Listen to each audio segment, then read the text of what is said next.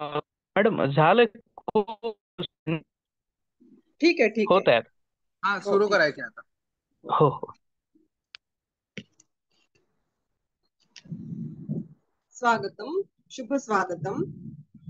शुक्लां ब्रह्म विचार सार परमां आद्यां जगत व्यापिनीं वीणा पुस्तक धारिणीं भयतां जाड्यान्धकारापहां हस्ते स्फाटिक मालिकां विदधतीं पद्मासने संस्थितां वन्दे तां परमेश्वरीं भगवतीं बुद्धिप्रदां शारदां या कुन्देन्दुर्तुषारहार धवला या शुभ्रवस्त्रावृता या वीणावरदण्डमण्डितकरा या श्वेतपद्मासना या ब्रह्माच्युत शङ्कर प्रभुदेवैः सदा वन्दिता सा मां पातु सरस्वती भगवती निःशेषजाड्यापहा.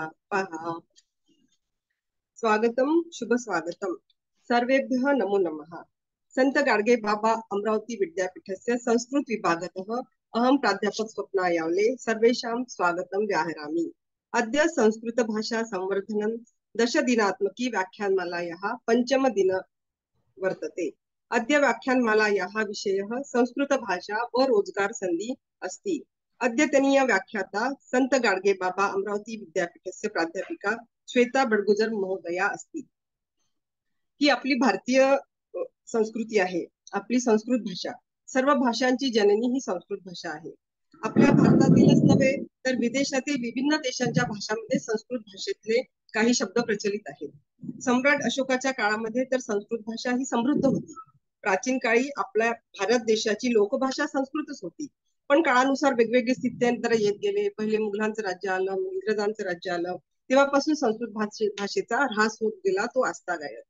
पण संस्कृत भाषा ही आपली संस्कृती आहे. वेद, पुराण, उपनिषद, नाट्यशास्त्र हे सगळं साहित्य, वाङ्मय संस्कृत भाषेमध्ये आज पण उपलब्ध आहे. त्यासाठी आपल्याला संस्कृत भाषेचा अभ्यास करायला हवा. अनेक माध्यमातून संस्कृत अभ्यासकांना रोजगार आणि स्वयंरोजगाराच्या विविध संधी उपलब्ध आहेत. त्यावरच आजच्या आपल्या वक्त्या श्वेता बडगुजर महोदया प्रकाश टाकणार आहेत. मी त्यांचा थोडक्यात परिचय करून देते. आज आपल्याला लाभलेल्या व्याख्याता प्राध्यापक श्वेता बडगुजर महोदया या संत गाडगे बाबा अमरावती विद्यापीठात संस्कृत विभागात प्राध्यापिका रूपाने कार्यरत आहेत. श्वेता महोदयांनी आपली अमरावती विद्यापीठातून BA संस्कृत तसे MA संस्कृत पूर्ण केलेले आहे. आपण महिला महाविद्यालय अमरावती येथून BA संस्कृत पदवी प्राप्त केली व विदर्भ महाविद्यालय अमरावती येथून MA संस्कृत ही पदवी मिळवली. आपण महिला महाविद्यालय अमरावती येथे 3 वर्ष प्राध्यापिका म्हणून काम केले. आपण MA संस्कृत मध्ये अमरावती विद्यापीठात सेकंड मेरिट आहात. आपण टिळक महाराष्ट्र विद्यापीठातर्फे घेण्यात येणारी संस्कृत पंचमी ही परीक्षा उत्तीर्ण केली. आपला संस्कृत भारती तर्फे आयोजित शिक्षक प्रशिक्षण वर्गामध्ये सक्रिय सहभाग होता. तसेच संस्कृत भारती तर्फे घेण्यात येणाऱ्या दिल्ली संवाद शाळेत आपला सोत्साह सहभाग होता. आपण 3 राष्ट्रीय स्तरांवर 3 शोधनिबंध राष्ट्रीय स्तरावर प्रस्तुत केलेले आहेत.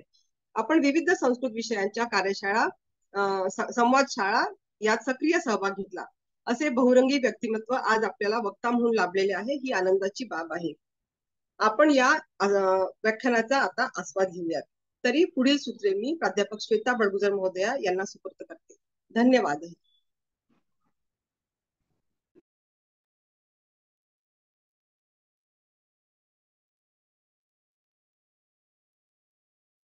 धन्यवाद मॅडम. सर्वप्रथम तर मी इथे सांगू इच्छिते की आजचं जे व्याख्यान आहे त्या आपल्या ठरल्याप्रमाणे दर्शना वर्गंटीवार महोदया या घेणार होत्या, पण काही अपरिहार्य कारणामुळे त्यांना आज ते व्याख्यान घेणं जमलं नाही. त्यामुळे वेळेवरती आता ते माझ्याकडे आलेली आहे जबाबदारी की हा विषय मी सर्व विद्यार्थ्यांपर्यंत पोहोचवावा. तर त्यानिमित्त मी आता पहिले तर आयोजकांचा आभार मानते. आणि जसं की निवेदन करताना मॅडमनी जे सांगितलं की संस्कृत भाषा ही प्राचीन भाषा आहे. आता भाषा म्हटली की भाषेचं मुख्य काम काय तर संवाद साधणे, आपल्या मनातल्या गोष्टी दुसऱ्या व्यक्तीपर्यंत पोहोचणे, ही झाली त्याची प्राथमिक गरज भाषेची. पण जी आपण भाषा बोलून समोरच्याला समजावतो मग ती पुढे जाऊन मग लिखित स्वरूपामध्ये देखील आली. आणि कुठली भाषा समृद्ध कशाने बनते तर त्यामध्ये असलेल्या साहित्यामुळे, है ना. तर संस्कृत भाषा ही प्राचीन भाषा आहे, त्यामुळे त्यातलं साहित्य हे खूप जास्त मोठं आहे. सध्याच्या काळामध्ये जरी आपण ती व्यवहाराची भाषा नसली तरी सुद्धा सर्व शास्त्रांचं ते मूळ आहे. म्हणजे कुठलंही शास्त्र असो, की जसं की गणित झालं किंवा रसायनशास्त्र झालं किंवा मग कृषीशास्त्र झालं, इंजिनिअरिंग झालं, अभियंता असला तरी त्याच्या ज्ञानाचं तो जर मूळ शोधायला गेला तर त्याला यावं लागेल संस्कृत ग्रंथांकडे. कारण जगात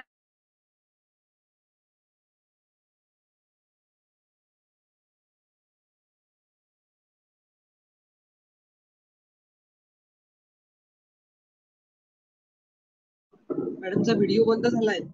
इकडे पण पाऊस ढग खूप गरजत आहे. पावसामुळे नेटवर्क इश्यू येत आहे तो. हो हो, इकडे पण खूप गरजत आहे बाहेर.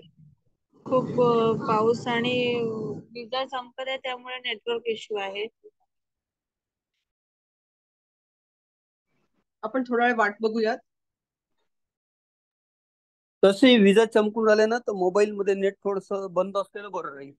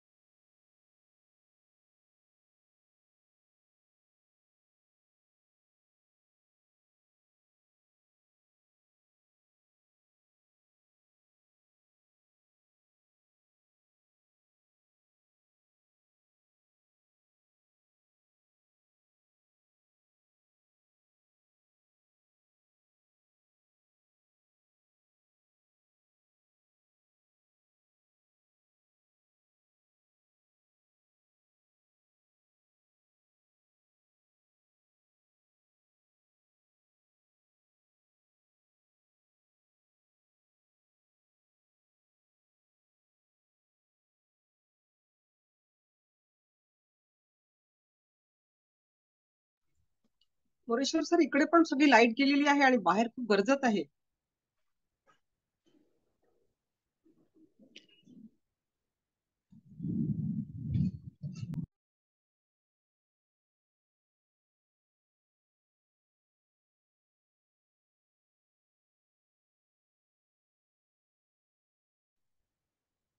अरे मोरेश्वर सर, मी जॉईन झालाय. तुम्ही मला को होस्ट करून घ्या. मी पीपीटी शेअर करू शकतो आता.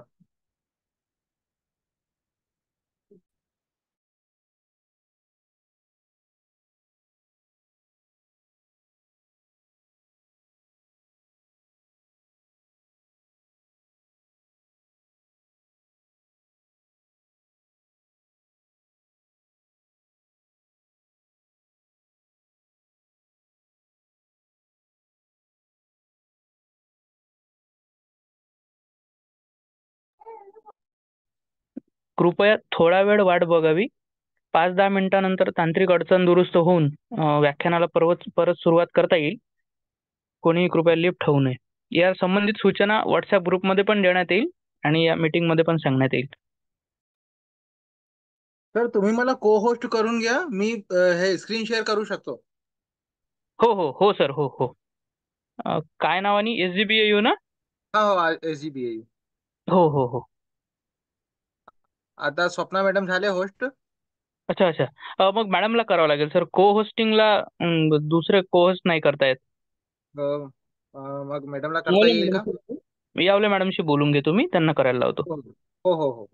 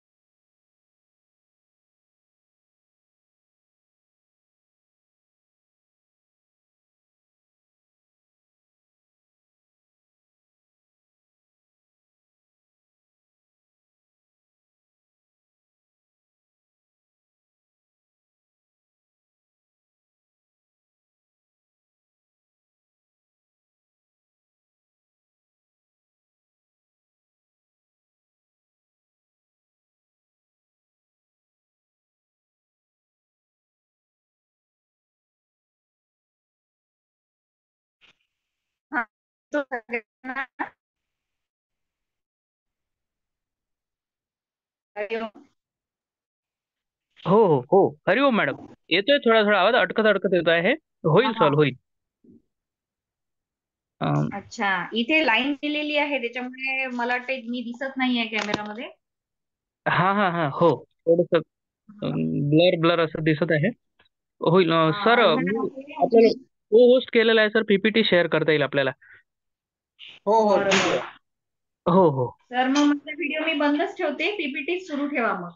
चालेल चालेल, तसं करता येईल मॅडम. हो. हा, विद्यार्थ्यांना येत आहे, आवाज येत आहे बाकीच्यांना? हो मॅम. हा.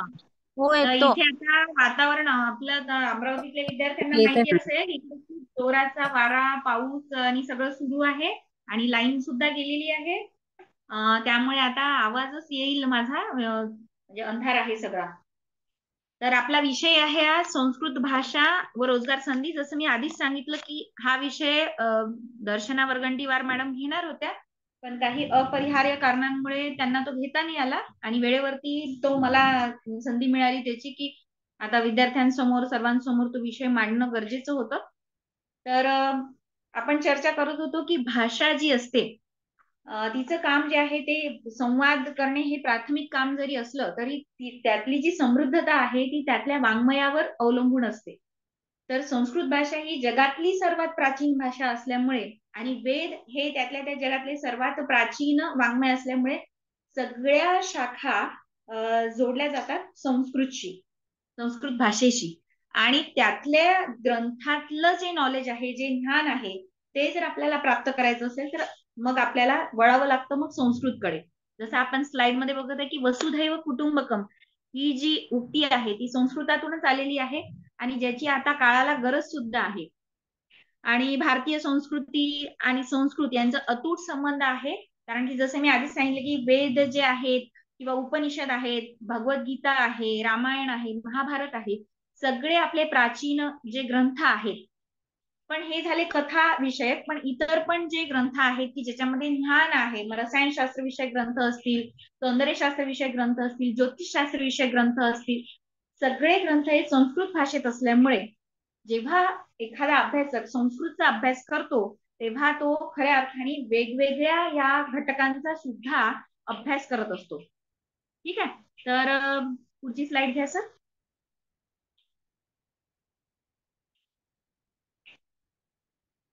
हा, पुढची स्लाइड घ्या सर.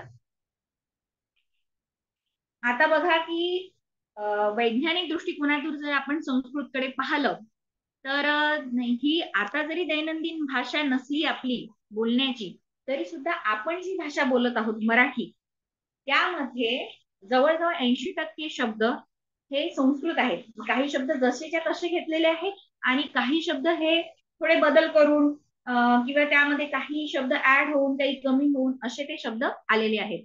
आणि मराठीच नाही तर सर्व भाषा भारतातल्या ज्या आहेत त्या संस्कृत भाषेतूनच त्यांचा उगम झालेला आहे.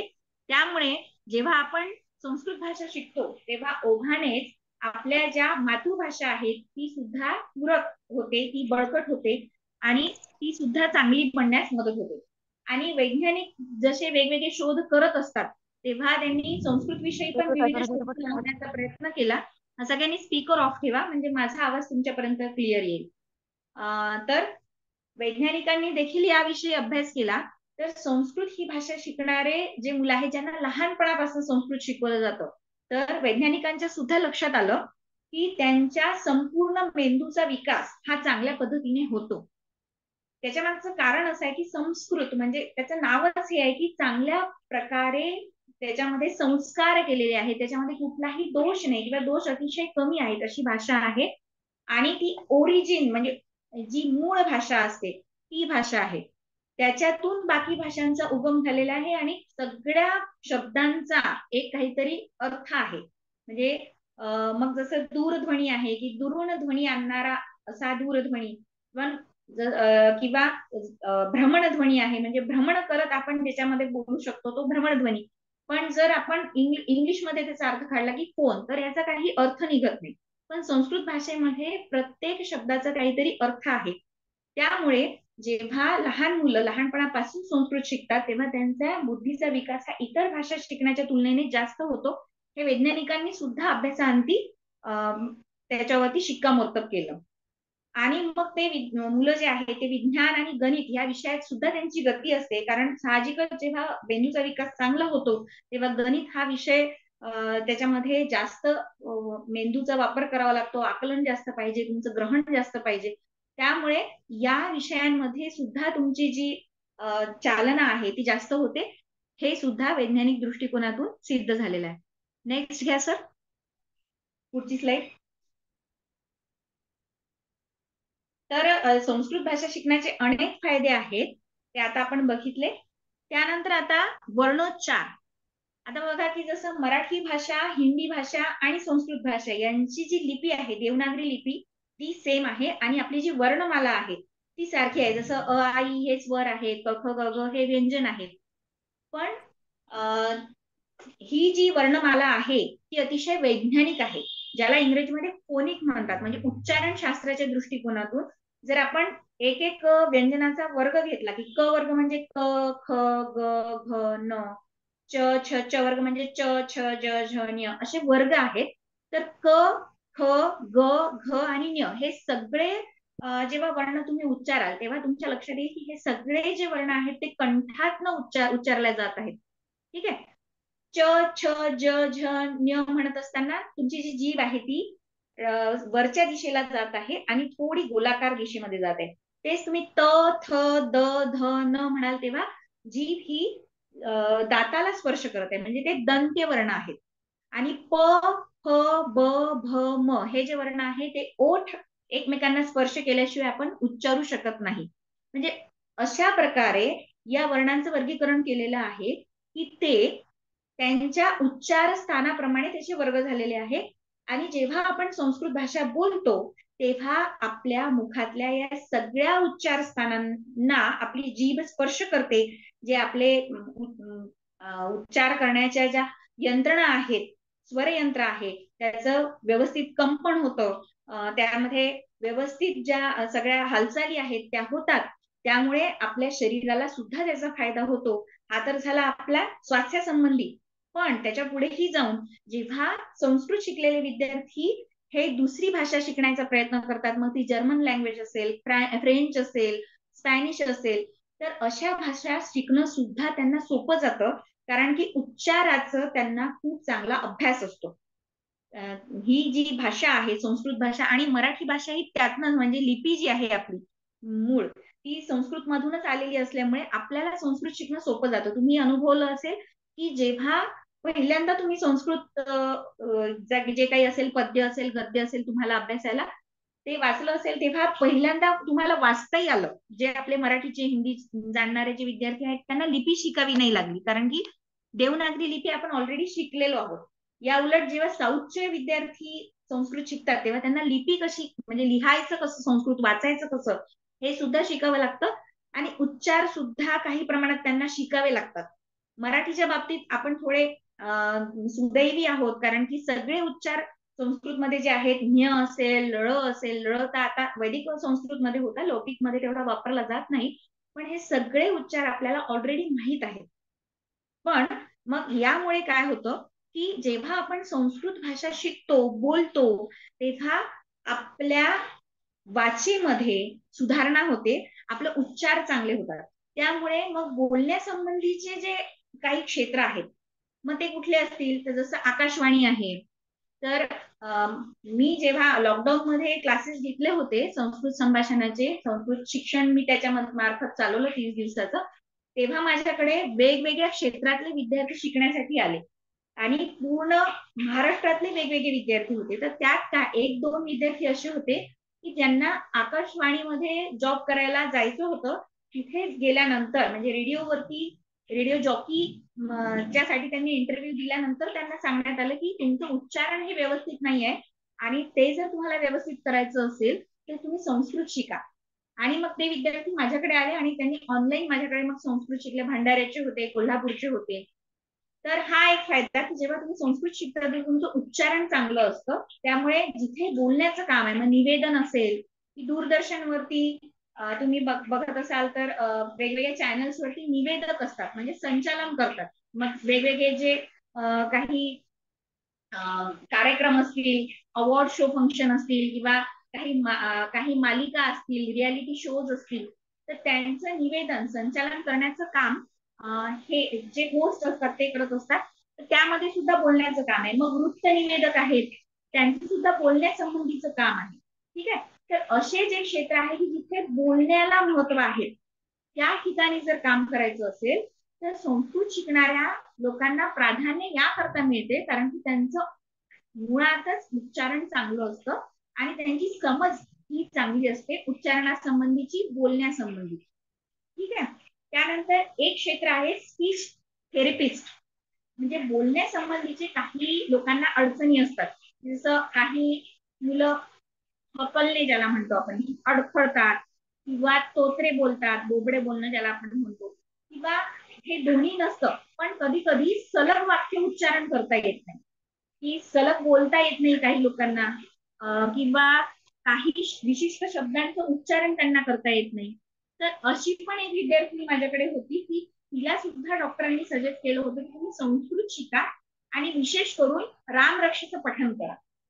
तर रामरक्षेचं पठण याकरता करण्यात सांगितलं जातं कारण की रामरक्षेमध्ये र चं उच्चारण सगळ्यात जास्त प्रमाणात आलेलं आहे.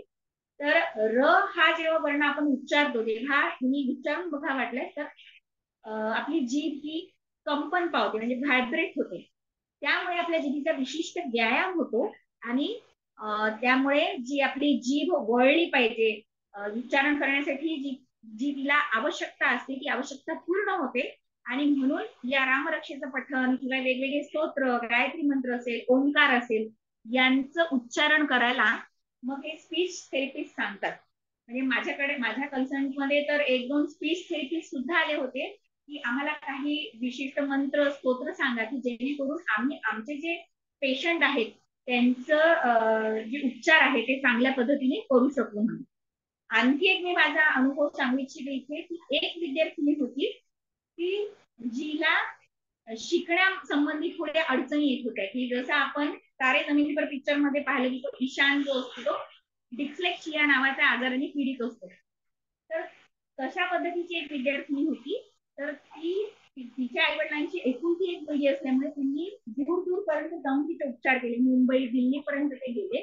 तर त्या जे बालरोग तज्ञ आहेत, चाइल्ड स्पेशलिस्ट आहेत, त्यांनी त्यांना सजेस्ट केलं की तुमच्या मुलीला संस्कृत शिकवा जेणेकरून तिचा बुद्धीचा विकास चांगला होईल. तर ती सुद्धा विद्यार्थिनी माझ्याकडे आली होती आणि ती जवळजवळ 2 ते 3 महिने, मग काही नंतर तिला काही वेगळ्या कारणामुळे तिला जमलं नाही. पण जेव्हा ती क्लासमध्ये आली वर्गामध्ये, तेव्हा तिला स्वतःचा परिचय संस्कृतमध्ये ती देऊ लागली होती.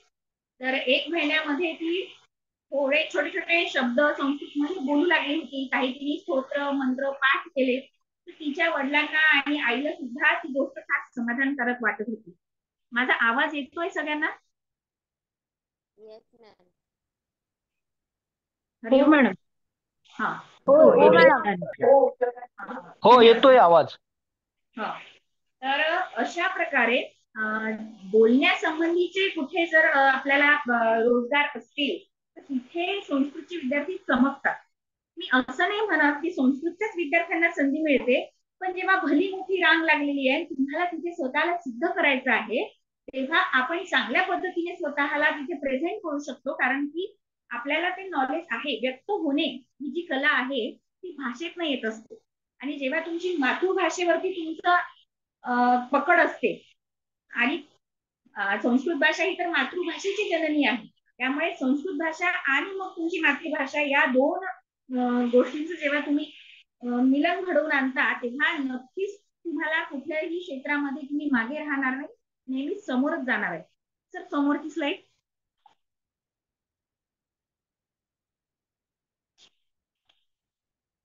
हा. तर बघा आता इथे IAS, रिसर्च, डॉक्टर आणि टीचर असे वेगवेगळे पैलू आपण बघत आहे. तर आता पहिले IAS च्या विषयी बघू. जसं MPSC आणि UPSC असे 2 स्पर्धा परीक्षा आपल्याला माहिती आहेत. तर या दोन्ही स्पर्धा परीक्षांमध्ये कसं असतं ना की मला वाटते UPSC मध्ये IAS आणि MPSC मेन्स असते ना, त्याच्यामध्ये ऑप्शनल सब्जेक्ट असतो की जो आपल्याला निवडायचा असतो. मग तो कुठलाही असू शकतो, संस्कृत असू शकतो किंवा इतर कोणता पण, पॉलिटिकल सायन्स असू शकतो, इतिहास असू शकतो.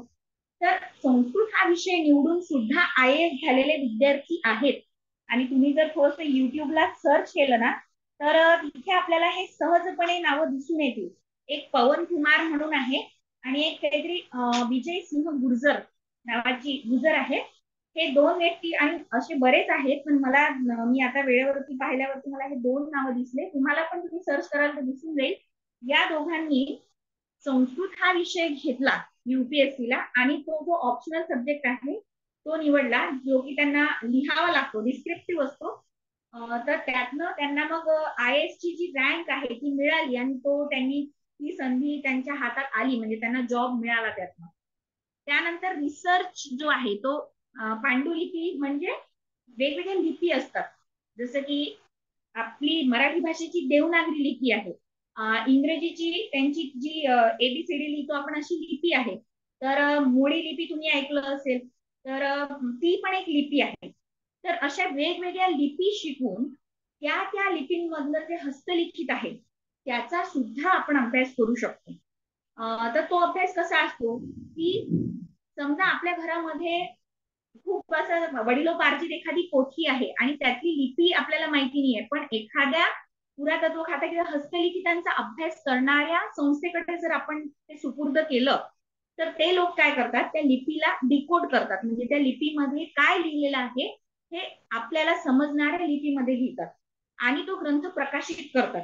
तर अशा ठिकाणी रिसर्च स्टुडंट म्हणून सुद्धा आपण काम करू शकतो जर तुम्ही वेगवेगळ्या लिपी शिकल्या तर.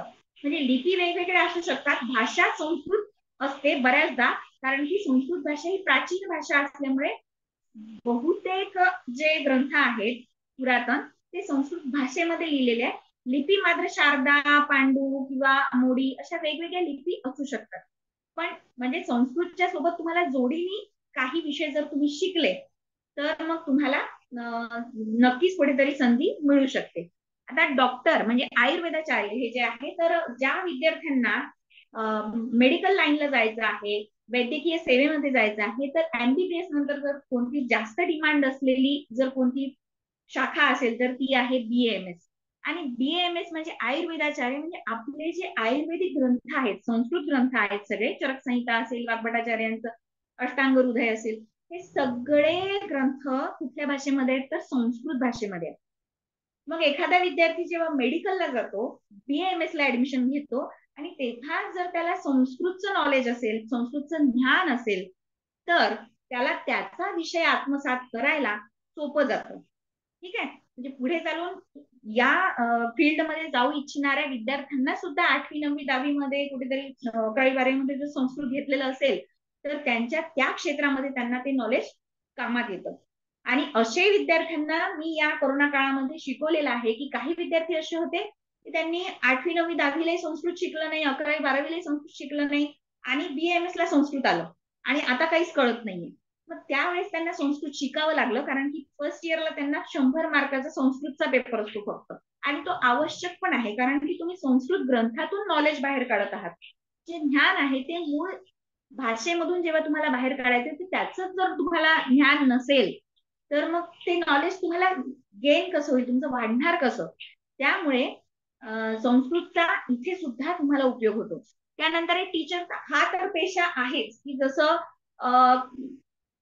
काही राज्यांमध्ये संस्कृत भाषा ही कंपल्सरी आहे, म्हणजे प्राथमिक शाळेपासून म्हणजे पहिलीपासून संस्कृत शिकणं आवश्यक असते.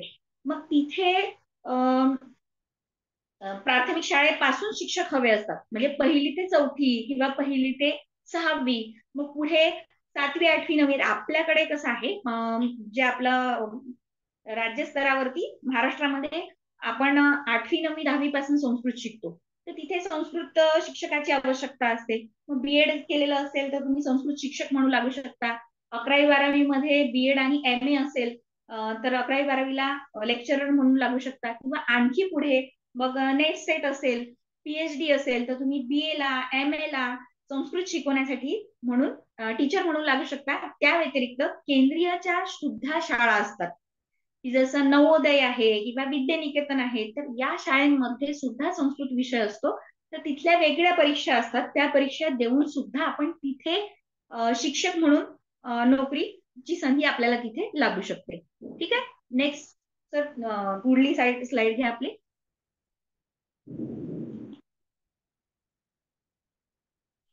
त्यानंतर आता प्रशासकीय सेवा ज्या आहेत तर विविध स्पर्धा परीक्षांमध्ये ते आपण आधीच पाहिलं, जसं MPSC UPSC मध्ये मी तुम्हाला काही उदाहरणं सुद्धा सांगितले त्याचे. आणि आपण बघितलं की मी तुम्हाला समजावून सांगितलं की काही जे हस्तलिखित असतात ते वेगवेगळ्या लिपींमध्ये असतात. तर जसं की भांडारकर ओरिएंटल रिसर्च इन्स्टिट्यूट आहे पुण्यामध्ये, किंवा पुण्यामध्येच मग वैदिक संशोधन मंडळ आहे, असे वेगवेगळे. हे झाले महाराष्ट्रातले. बाहेर राज्यांमध्ये सुद्धा आहेत, बंगळुरूमध्ये आहेत किंवा वेगवेगळ्या राज्यांमध्ये, दिल्लीला आहेत काही संशोधन केंद्र.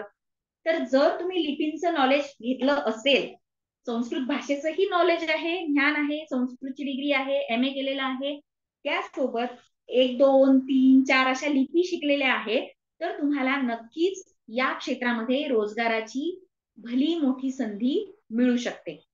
ठीक आहे, हा नेक्स्ट घ्या सर.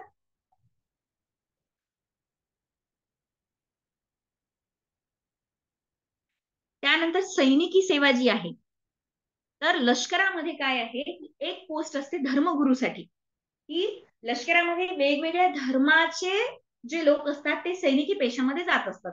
त्याच्यामध्ये हिंदू पण असतील, मुस्लिम पण असतील, शीख पण असतील. मग त्या धर्मातल्या लोकांना त्यांच्या धर्माच्या ज्ञानातून सुद्धा देशप्रेमाची त्यांच्यामध्ये भावना रुजवण्यासाठी तिथे लष्करामध्ये सुद्धा एक धर्मगुरू आवश्यक असतो, आणि ते एक पद असते. आणि त्याचे काही आहे, म्हणजे त्याचे बऱ्याच काही अटी आहेत. ते मला वाटते मुलांसाठी जास्त त्याला संधी आहे. तर ते थोडं पाहावं लागेल, जर कोणाला त्याच्यामध्ये आवड असेल की मला लष्करात जायचं आहे आणि माझं संस्कृतचं बॅकग्राऊंड आहे, तर धर्मगुरू अधिकारी दर्जाचं एक पद आहे तिथे, तर ती पण एक संधी आहे. थोडस जर तुम्हाला तिकडे कल असेल तर त्याच्याविषयी पण तुम्ही माहिती मिळवून मग तसा अभ्यास करू शकता.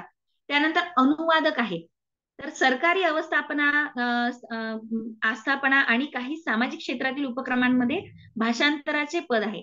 तर जसं की अनुवादक म्हणजे काय, की माझी मातृभाषा मराठी आहे आणि संस्कृत ग्रंथांचं अनुवाद करायचं आहे.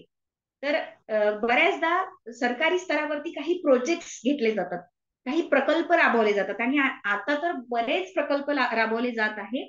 IKS मध्ये सुद्धा बऱ्याच संधी आहेत आणि आताचं जे सरकार आहे ते संस्कृतानुरागी असल्यामुळे आणि संस्कृतीशी जोडून राहण्यामध्ये विश्वास ठेवत असल्यामुळे आता तर सुगीचे दिवस आहे असं म्हणायला हरकत नाही. तर बरेचसे प्रकल्प राबवले जात आहे की ज्याच्यामध्ये आपलं जे नॉलेज आहे, जे आपलं ज्ञान भंडार आहे, जे आपले जुने ग्रंथ आहेत, त्यांचं अनुवादाचं काम हे प्रोजेक्टच्या स्वरूपामध्ये घेतलं जातं. तर हे काम घेतलं जातं वेगवेगळ्या रिसर्च इन्स्टिट्यूट मध्ये घेतलं जातं किंवा वेगवेगळ्या सरकारी ज्या यंत्रणा असतात त्यांच्या खाली राबवलं जातं आणि त्याचे ऍडव्हर्टाईज निघत असतात जर आपल्याला त्याच्यामध्ये इंटरेस्ट असेल. पण त्याच्यामध्ये कसं आहे की 2 भाषेंवरती प्रभुत्व असणं गरजेचं आहे. संस्कृत आणि त्यासोबत मराठी, इंग्रजी, हिंदी अशी कुठली पण एक जोडून भाषा असणं, नॉलेज असणं तुम्हाला हे आवश्यक आहे. मग अशी कुठली विद्यार्थी असेल की ज्याला 2 किंवा 3 भाषेंवरती खूप चांगलं प्रभुत्व आहे, तर अनुवादक म्हणून सुद्धा एक चांगला रोजगाराची संधी तिथे तुम्हाला उपलब्ध होऊ शकते. ठीक आहे, नेक्स्ट घ्या सर.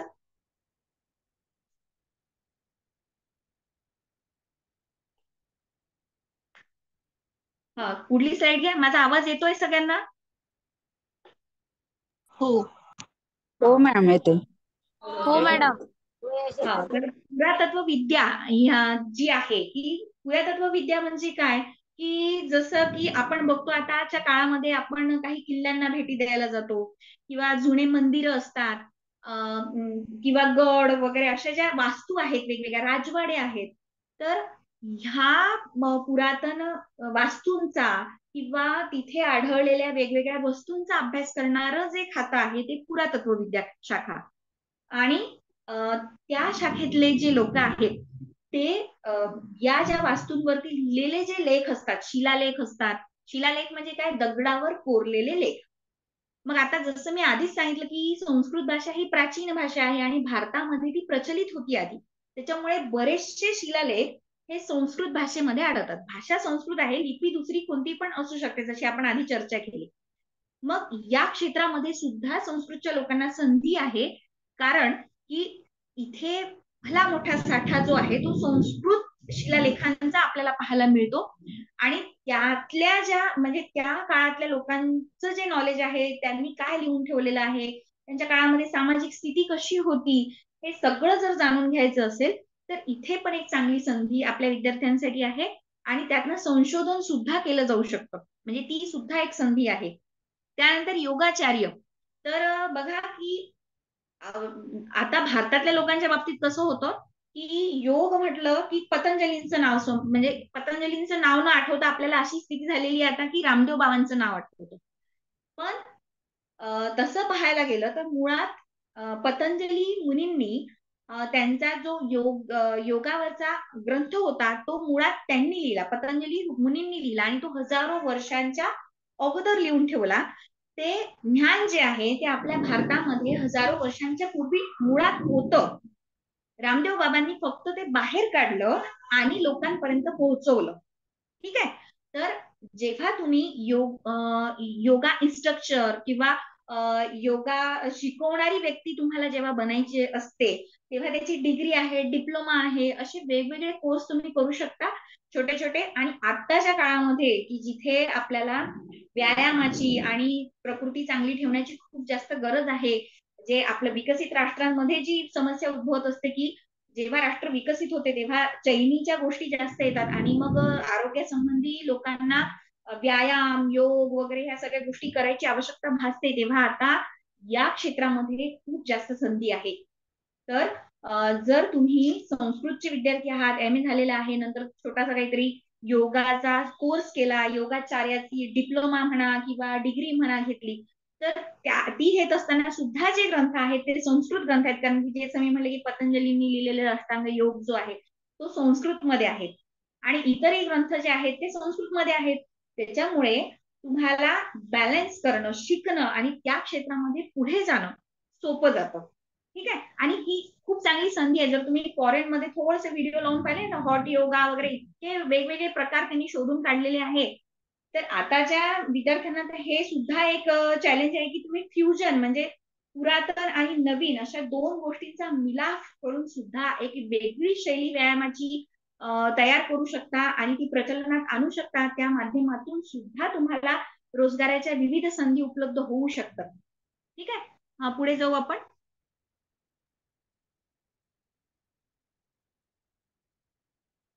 हा सर, पुढची स्लाइड दाखवा.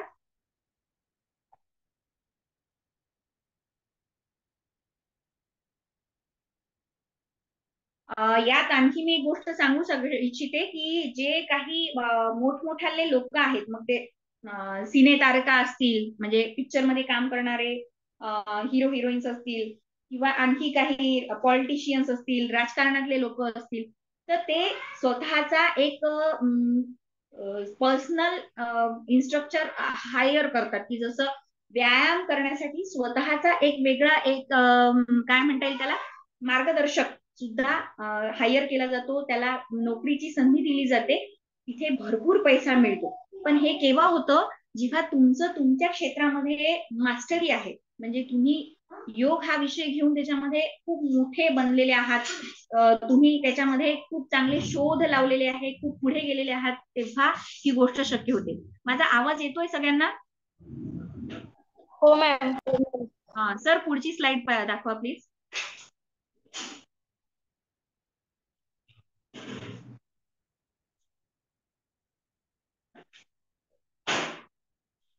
हा, तर बघा आता जी सगळ्यात प्रचलनात असलेली संधी रोजगाराची जर आपण पाहिली तर ती युट्यूब, जे आज आपण सगळे पाहत असतो.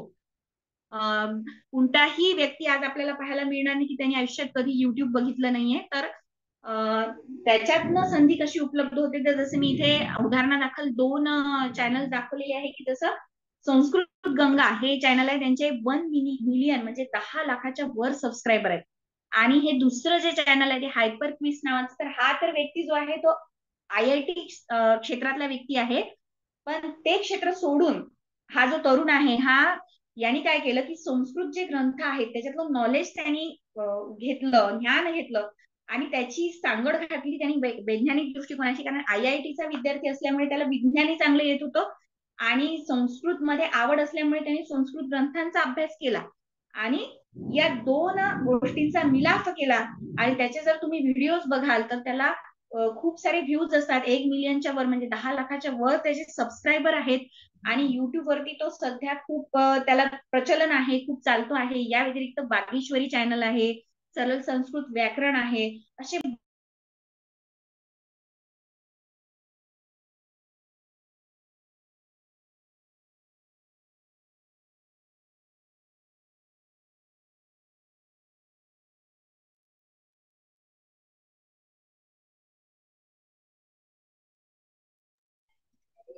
मॅम आवाज येत नाहीये.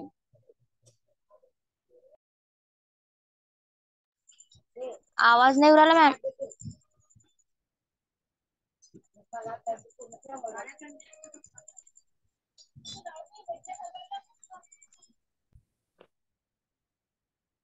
हा, आवाज येत आहे सगळ्यांना? हो मॅम. हा, तर आपण बघत होतो युट्यूब ही पण एक चांगली संधी आहे. जर पण त्याच्यामध्ये तुमच्याकडे वेगवेगळे कौशल्य असणं खूप आवश्यक आहे. त्याशिवाय आपल्याला जे टेक्निकल नॉलेज म्हणजे तंत्रज्ञानाची सुद्धा नॉलेज असणं आवश्यक आहे. आणि काही गोष्टी ज्या आहेत त्या शिकणं सुद्धा गरजेचं आहे. आणि ह्या ज्या गोष्टी आहे ना, युट्यूब वरती व्ह्यूज मिळणं वगैरे, ह्या थोड्या संथ गतीने होणाऱ्या आणि सातत्य असेल तर ह्या गोष्टी शक्य होणाऱ्या अशा असतात. त्यानंतर आणखी एक क्षेत्र आहे की ज्याच्यामध्ये आपल्याला संधी आहे, ते म्हणजे कथा वाचक. तर जसं जया किशोरी तुम्हाला माहिती असेल, तर ही जी तरुणी आहे तिने भागवत पुराण हा जो ग्रंथ आहे त्याचा अभ्यास केला आणि ती त्या ग्रंथाचा अभ्यास करून तिने मग युट्यूब वरती कथा वाचन, मग काही भजन वगैरे असं करत ती खूप प्रसिद्ध झाली. आणि नुकताच जो इन्फ्लुएन्सरला दिला गेलेला जो नॅशनल अवॉर्ड आहे तो तिला मिळाला त्या माध्यमातून.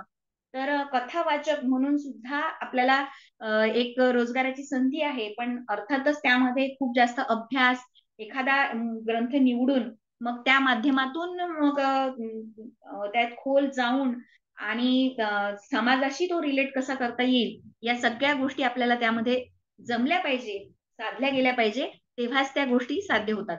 त्यानंतर ज्योतिषाचार्य ही सुद्धा म्हणजे जे आपण लग्नपत्रिका पाहण्यासाठी जातो किंवा मुहूर्त पाहण्यासाठी जातो, तर ते सुद्धा ग्रंथ सगळे संस्कृतमध्ये असल्यामुळे ती सुद्धा संधी संस्कृतच्या विद्यार्थ्यांसाठी उपलब्ध असते. आमची एक विद्यार्थिनी MA ला शिकते आहे, ती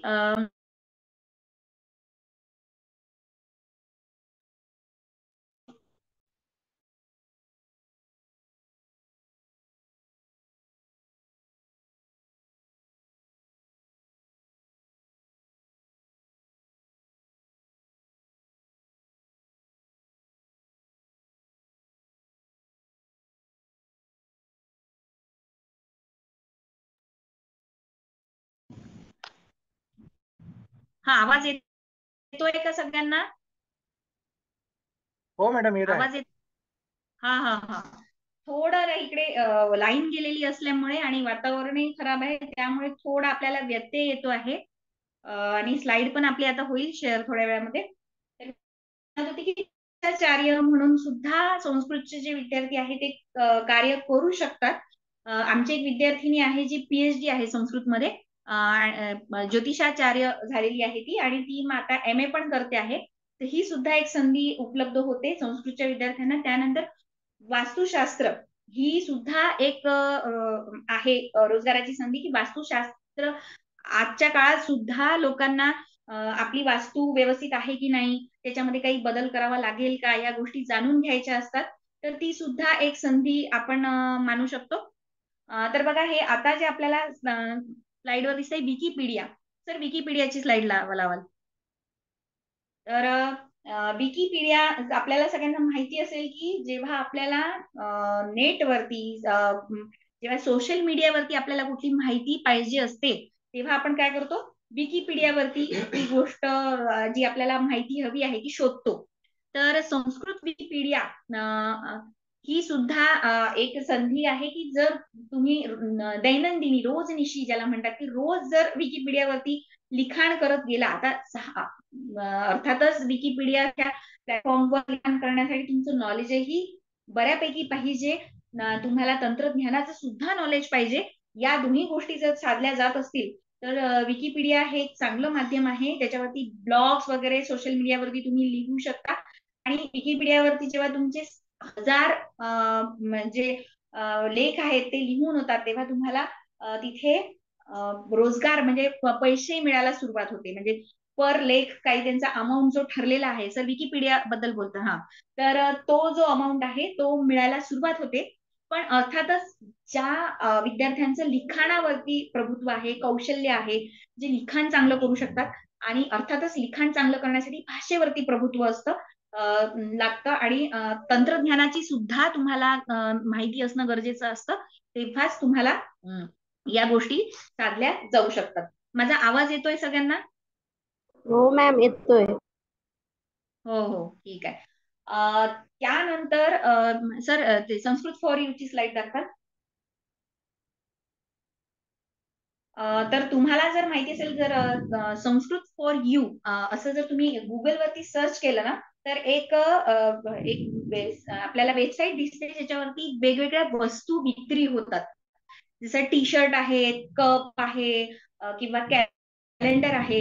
तर या गोष्टी तर सगळीकडे मिळतात, परंतु हे जे प्लॅटफॉर्म आहे, हा जो वेबसाईट आहे, याच्यावरती संस्कृत जे काही वाक्य आहेत, जे काही महत्वपूर्ण कोट्स आहेत, ते तिथे छापलेले असतात, आणि त्या संबंधीचे चित्र असतात. आणि त्या टी शर्ट ह्या खूप जास्त मागणी आहे सध्या बाजारामध्ये. त्याला काही कप आहेत, मग आहेत, दुधाचे, चहाचे, त्याच्यावरती सुद्धा संस्कृत संबंधीचे काही वाक्य आहेत आणि काही चित्र आहेत, आणि ते विक्री केले जातात. आणि असा हा युनिक असा एक रोजगाराची संधी जी आहे ती संस्कृतचीच व्यक्ती आहे. कविश्वर मॅडमनी मला सांगितलं की त्यांचा मित्र आहे, पुण्यामध्ये असतात ते, तर त्यांनी हे मला आता त्यांचं नाव नाही आठवत आहे, पण त्यांनी ही जी रोजगार हा जो आहे तो सुरू केलेला आहे. तर हा सुद्धा एक चांगली हे एक चांगली रोजगाराची संधी आपल्याला उपलब्ध होऊ शकते, की आपल्याला संस्कृतचं नॉलेज आहे आणि व्यवसायामध्ये इंटरेस्ट आहे, तर याची फ्रँचायझी सुद्धा आपण घेऊ शकतो. म्हणजे असा उद्योग आपण नाही सुरू करत आहे, पण याची हे जे प्रोडक्ट आहे ते घेऊन आपण विकत असाल तर आपल्याकडे अमरावतीत एक जो मुलगा आहे ठाकरे, रसिक ठाकरे, हा काम करतो यांचं, म्हणजे फ्रँचायझी त्यांनी घेतलेली आहे. तो तिथनं वस्तू मागवतो आणि जेव्हा केव्हा आमचे कार्यक्रम होतात विद्यापीठाचे, तेव्हा आम्ही त्याला स्टॉल लावायला सांगतो आणि बऱ्यापैकी मग त्याची ह्या वस्तूंची विक्री होते. मग काही प्रमाणामध्ये कमिशन वगैरे अशा सगळ्या गोष्टी ठरलेल्या असतात. तर हा सुद्धा एक वेगळा रोजगाराचा ची संधी जी आहे ती आपण या संस्कृतच्या माध्यमातून मिळवू शकतो. तर समोरची स्लाइड दाखवा.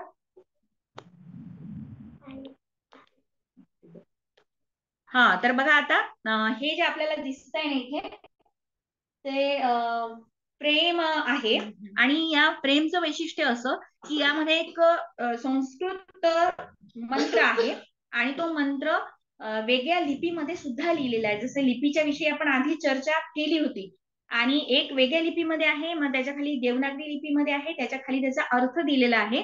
तर ही जी फ्रेम आहे ना ती आमच्या इथे आमच्या ज्या समन्वयिका आहेत देशमुख मॅडम, त्यांच्या मुलीचं जेव्हा लग्न होतं तेव्हा आम्ही ही फ्रेम त्यांना गिफ्ट म्हणून एक भेटवस्तू म्हणून दिली होती. आणि ही भेटवस्तू जी इतकी युनिक आणि इतकी वेगळी असल्यामुळे ती सगळ्यांना तिथल्या जे मंडळी होते लग्नाला आलेले त्यांना सुद्धा आवडली आणि जे यजमान होते त्यांना सुद्धा खूप आवडली. आणि असं जे गिफ्ट आहे, असं जे उपहार आहे तो कुणाकडनंच मिळालेला नव्हता, त्याच्यामुळे याला खूप जास्त याची प्रशंसा झाली. तेव्हा आमच्या डोक्यात आलं की ही सुद्धा एक रोजगाराची संधी होऊ शकते. आपल्याला हा आवाज येत आहे का सगळ्यांना?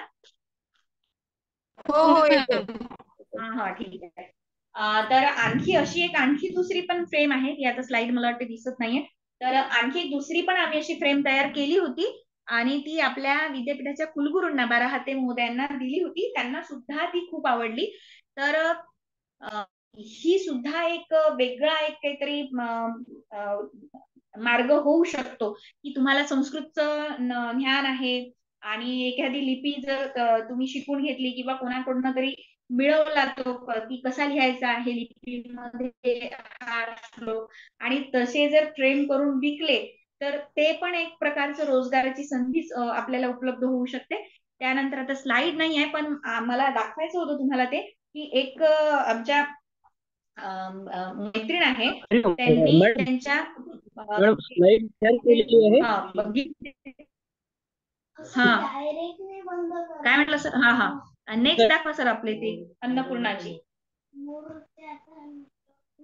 अन्नपूर्णा किंवा मग ते सरांना जे आपण गिफ्ट दिलं होतं ना, नाही ते आपण आपल्या कुलगुरूंना जी गिफ्ट असू द्या. तर हे पहा आपली जी राजमुद्रा आहे, शिवाजी महाराजांची राजमुद्रा. बरं हा ती राहू द्या सर, आता राजमुद्रेविषयी बोलून घेते मग. बरं ठीक आहे असू द्या. तर बघा हे कुलगुरूंना आम्ही ही जी प्रेम आहे ती भेट दिली होती. त्याच्यामध्ये शारदा लिपी आहे आणि देवनागरी लिपीमध्ये तो जो श्लोक आहे तो लिहिलेला आहे आणि त्याचा अर्थ खाली आहे. आणि आम्ही पूर्ण संस्कृत विभागाचे जे प्राध्यापक आहे 5ही जण आणि आमच्या समन्वयिका देशमुख महोदया त्यांच्या हस्ते मग आम्ही ती दिली. तर कुलगुरूंनी सुद्धा याला खूप वाखाणलं, याला तर तिथे आमच्या डोक्यात आलं कुठेतरी की सुद्धा आताच्या काळामध्ये कॉमन गिफ्ट देण्यापेक्षा जर आपण असे गिफ्ट जर द्यायला सुरुवात केली, असे उपहार जर द्यायला सुरुवात केली तर कोणीही कधीही न दिलेला. आणि विशेष म्हणजे हे जे जो कागद आहे ना तो सुद्धा आपण साधा कागद नाही वापरलेला आहे, तो भोजपत्र आहे. भोजपत्र म्हणजे शांत बसा. भोजपत्र म्हणजे की झाडाची साल असते, तर ते सुद्धा आम्ही तेवढी पुरातन तशी दिसली पाहिजे, तो फील आला पाहिजे म्हणून ते सगळं काही तसा विचार करून आणि हे सगळं हाताने लिहिलेलं आहे. ते चित्र वगैरे सगळं लोधा सरांनी हे सगळं त्याच्यामध्ये वाटा लोधा सरांचा मोठा आहे. सगळ्यांनी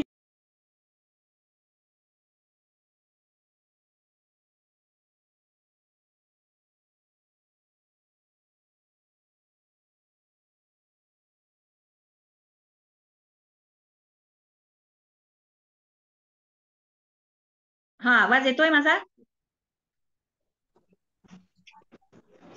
हो हो, येतोय मॅडम, आवाज येतोय. येतोय का? हा, मी मध्येच अचानक लेफ्ट झाली होती.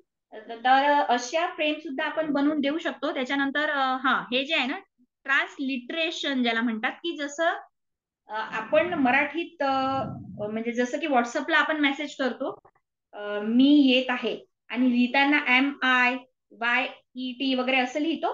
तर सर दुसरं, हा, तर त्याला म्हणतात ट्रान्सलिटरेशन. म्हणजे एक कुठली तरी भाषा आहे, पण लिपी लिहिताना आपण वेगळी लिपी वापरतो आहे, त्याला ट्रान्सलिटरेशन असं म्हणतात. तर त्या माध्यमातून आपण ग्रीटिंग कार्ड्स सुद्धा बनवू शकतो, आणि प्रोफेशनली हा व्यवसाय सुरू करू शकतो, की ग्रीटिंग कार्ड बनवणे आहे, किंवा जसं रुखवंतामध्ये ठेवायच्या शोभेच्या वस्तू असतात, तर तिथे आपण संस्कृत जे श्लोक आहेत, सुक्ती आहेत, त्यांना कोट करू शकतो. आणि जसे की इथे दिसताय अन्नपूर्णा काढलेली आहे, त्याच्या भोवती तो संस्कृत श्लोक लिहिलेला आहे. तर अशा वेगवेगळ्या, किंवा बाजूला जे आहे ते ग्रीटिंग कार्ड सारखं दिसतं आहे. तर हे आमच्या हे जे ग्रीटिंग आहे ते प्रियंका मोहोड मॅडमनी बनवलेलं आहे. आणि ही पण जे आहे आता आपल्याला दिसते राजमुद्रा, तर हे सुद्धा मोहोड मॅडमनी बनवलेलं आहे. त्यांना वेगवेगळ्या लिपींचं नॉलेज असल्यामुळे त्यांना ह्या क्षेत्रामध्ये चांगला वाव आहे. तर हे काम आपण कुठे करू शकतो, तर ग्रीटिंग कार्ड्स बनवल्या जाऊ शकतात. रुखवंतामध्ये शोभेच्या वस्तू ठेवण्यासाठी म्हणून वापरलं जाऊ शकतं. कोणाला उपहार द्यायचा आहे म्हणून आपण ह्या गोष्टी बनवू शकतो. जेव्हा आपल्या इथे कुठला कार्यक्रम आहे, मग तो संस्थेचा असेल, घरातला असेल, तर आपल्या घरी आलेल्या पाहुण्यांना, किंवा आपण कुठेतरी जातो आहे त्यांना उपहार द्यायचं असेल, तर नेहमीच्या वस्तू ह्या उपहारामध्ये देण्यापेक्षा अशी काहीतरी वेगळी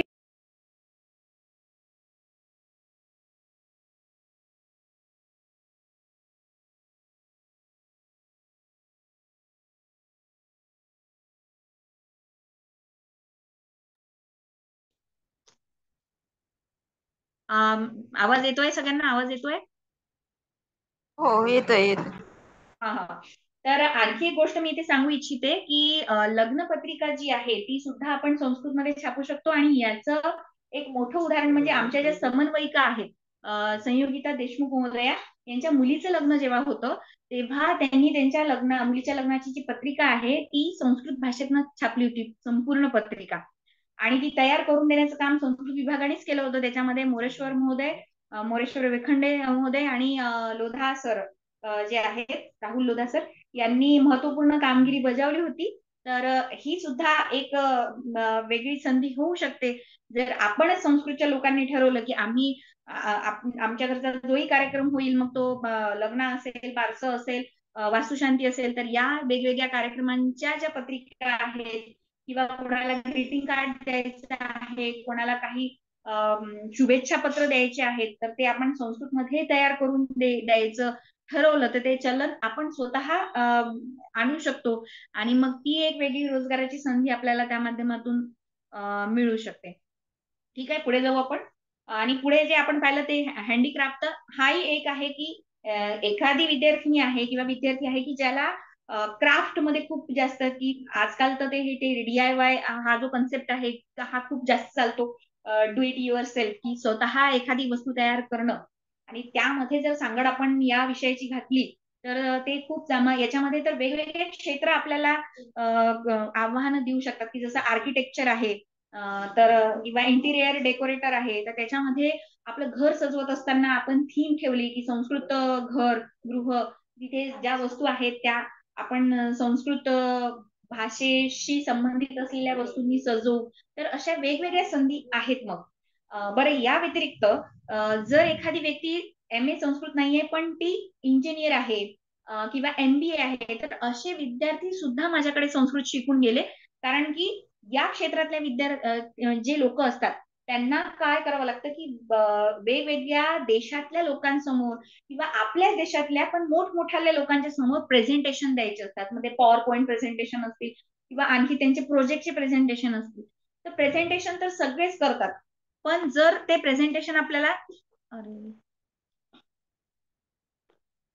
हा, येतोय आवाज? येतोय सगळ्यांना? हा, आवाज येतोय? माझा आवाज येतोय का सगळ्यांना? येस मॅम, येत आहे. हो हा हा ठीक आहे. येतोय. तर हे जे प्रेझेंटेशन, हा ठीक आहे ठीक आहे. तर प्रेझेंटेशन जेव्हा करतो आहे तर ते जर युनिक करायचं असेल, वेगळं करायचं असेल, सगळ्यांपेक्षा काहीतरी वेगळं करायचं आहे, तर तेव्हा सुद्धा या जे वेगवेगळ्या क्षेत्रातले लोक आहेत ते संस्कृत ग्रंथ आणि म्हणजे जे श्लोक आहेत त्यांना कोट करायचं, जो आपल्याला मुद्दा मांडायचा आहे तो.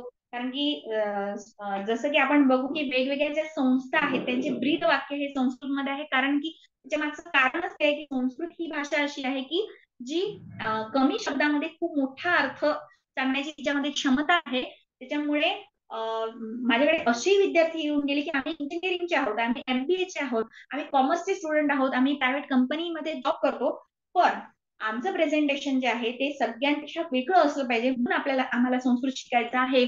तर मग म्हणजे हे कसं झालं,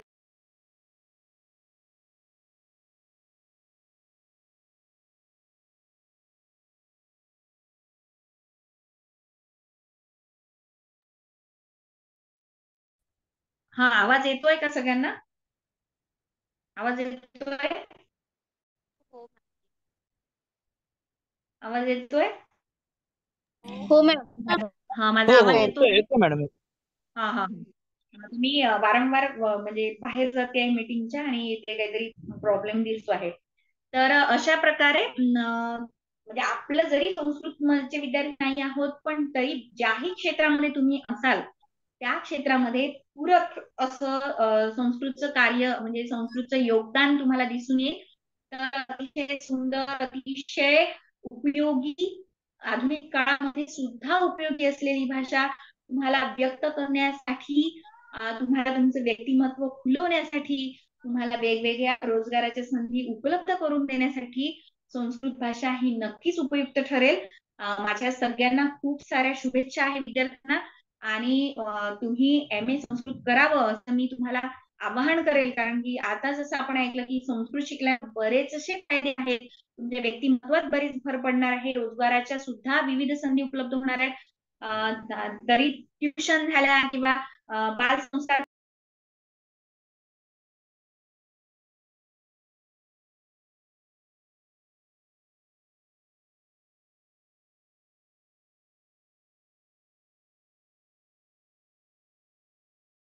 हा येतोय आवाज? आवाज येतो सगळ्यांना? हो. हा हा.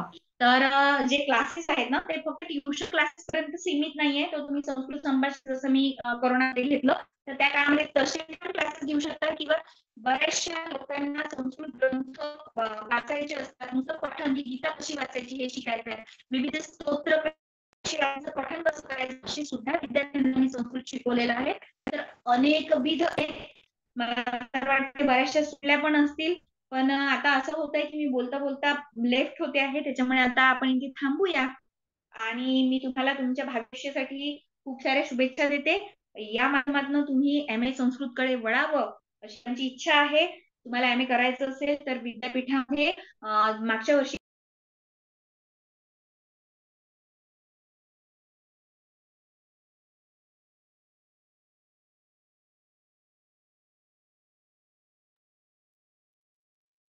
हा येतोय आवाज सगळ्यांना? हो आवाज येत आहे आता. येतोय विद्यार्थ्यांना? हा हा. तर MA आपल्या इथे अभ्यासक्रम सुरू झालेला आहे. सगळे जे प्राध्यापक आहेत ते खूप जीव ओतून सगळ्या प्रकारे विद्यार्थ्यांना मदत करण्यासाठी उत्सुक असतात. तर या संधीचा तुम्ही फायदा घ्या. जास्तीत जास्त संख्येने मास्टर डिग्री MA साठी प्रवेश घ्या. कोणत्याही विषयात तुम्ही पदवी घेतलेली असेल, संस्कृत नसलेली पदवीच्या वेळेस, तरी सुद्धा तुम्ही MA ला प्रवेश घेऊ शकता आणि वेगवेगळ्या रोजगाराच्या संधी तुम्हाला या माध्यमातून उपलब्ध होऊ शकतात. तर इथे मी आता थांबेल. मी आयोजकांचं धन्यवाद करते आणि इथे माझे 2 शब्द संपवते. धन्यवाद.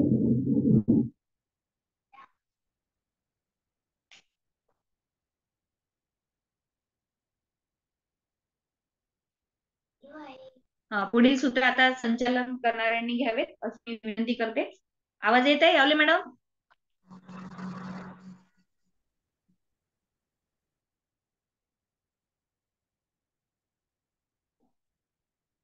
आवाज येत आहे का सगळ्यांना?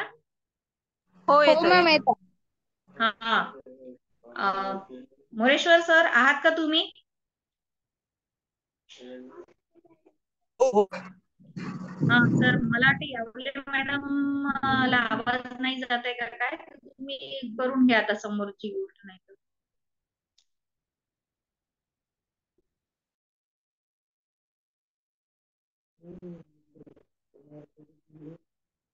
तुम्हाला काही प्रश्न असतील विद्यार्थ्यांना तर तुम्ही आता आता तर काय माहिती मला मला मी बऱ्याचदा लेट होते आहे, नाही तर आता आपण प्रश्न उत्तरांचं सेशन घेतलं असतं. पण काही हरकत नाही, तुम्ही याच्या आपल्या ग्रुपवरती सुद्धा जर तुम्हाला काही प्रश्न असतील तर टाकू शकतात. आमचे नंबर सुद्धा आहे, म्हणजे ज्या ग्रुपमध्ये तुम्ही आहात त्याचे जे ऍडमिन आहेत ते सगळे आम्ही प्राध्यापकच आहोत. तर कुणालाही कॉल केला शंका असेल तुम्ही विचारू पण शकता.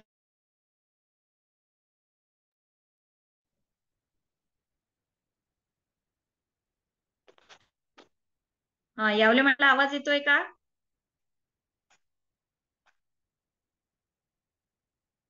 मोरेश्वर सर तुम्हाला येते आवाज?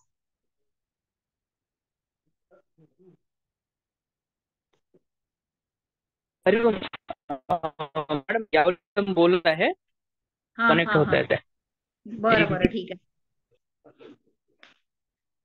तर मी विद्यार्थ्यांना सांगू इच्छिते की जर त्यांना काही अडचण ते आम्हाला कॉल करू शकता किंवा तुम्ही आपला जो ग्रुप आहे त्याच्यावरती पण तुमचे प्रश्न टाकू शकता. आणि जर तुम्हाला कोणाला तुमच्या परिचित व्यक्तींना सुद्धा जर एम ए वगैरे करायचं असेल तरी सुद्धा संपर्क साधू शकता. तुम्हाला स्वतःला एम ए करायचं आहे, कुठलंही मार्गदर्शन हवं आहे संस्कृतच्या संबंधित, तर आम्ही सगळे उपलब्ध आहोत. निसंकोचपणे तुम्ही आमच्याशी संपर्क साधा. पुढील सूत्र आता यावले मॅडम बघतील आणि आपण आता इथे माझा विषय संपला. हा यावले मॅडम.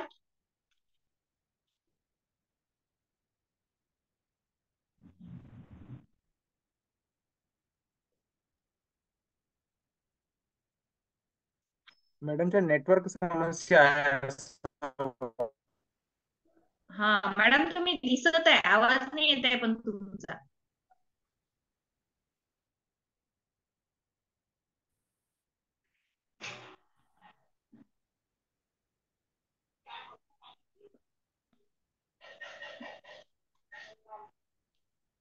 मॅडम व्हिडिओ बंद करून टाका, नाहीतर मग आवाज येईल एखाद्या वेळेस तुमचा. आणि तुमचा स्पीकर सुरू आहे की नाही बघा एकदा. मी बंद करते. सुरू आहे मॅडम, सुरू आहे, फक्त आवाज नाही येत आहे.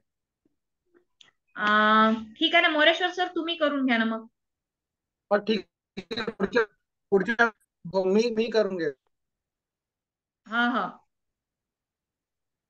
रोधा सर आपण बोला. सर्वे आम्ही महोदयस्य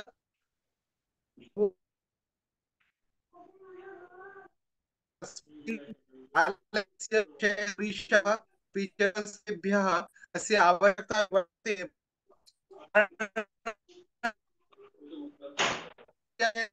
वयं संस्कृतं पठामः।